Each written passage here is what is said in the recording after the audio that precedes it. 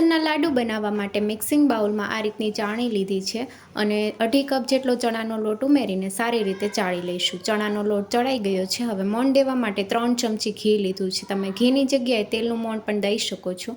મોણ આ રીતે બાઇન્ડિંગ આવે એ રીતનું હોવું જોઈએ.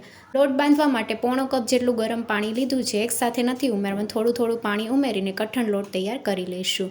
આ રીતે લોટ તૈયાર કરવા માટે 1/2 કપ જેટલા પાણીની જરૂર પડી છે. હવે થોડો લોટ હાથમાં લઈને ઓવલ શેપ આપી દઈશું.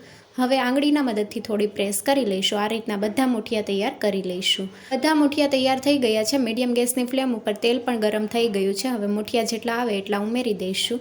શરૂઆતમાં મુઠિયાને પલટાવવાની ઉતાવળ નથી કરવાની. એક બાજુથી ફ્રાય થાય પછી ચમચીની મદદથી પલટાવી લઈશું. મુઠિયા ગોલ્ડન બ્રાઉન કલરના થાય ત્યાં સુધી થવા દઈશું. મુઠિયાનો કલર ચેન્જ થઈ ગયો છે. ઝારાની મદદથી કાઢી લઈશું. મુઠિયા ઠંડા થઈ જાય પછી આ રીતે પીસ કરી લેવાના, જેથી ગ્રાઇન્ડ કરતી વખતે સહેલાઈ રહે. મિક્સર જારમાં મુઠિયાના પીસ ઉમેરશું અને ગ્રાઇન્ડ કરી લઈશું.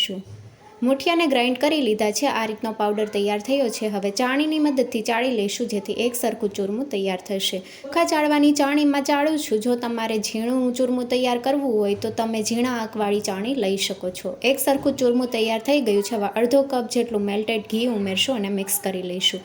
ઘીનું પ્રમાણ પણ આ રીતે મુઠ્ઠી પડતું હોવું જોઈએ. હવે ચાસણી તૈયાર કરી લઈશું. 1 કપ ખાંડ સાથે 1/2 કપ પાણી ઉમેરીને ખાંડ પીગળે ત્યાં સુધી થવા દઈશું. ખાંડ પીગળી ગઈ છે. હજી થોડી વાર માટે થવા દઈશું.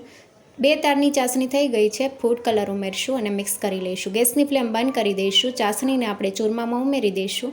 સાથે ફ્લેવર માટે અડધી ચમચી એલચી પાવડર ઉમેરીને મિક્સ કરી લઈશું. થોડું મિશ્રણ ઠંડુ થઈ જાય પછી લાડવાનો શેપ આપી દઈશું.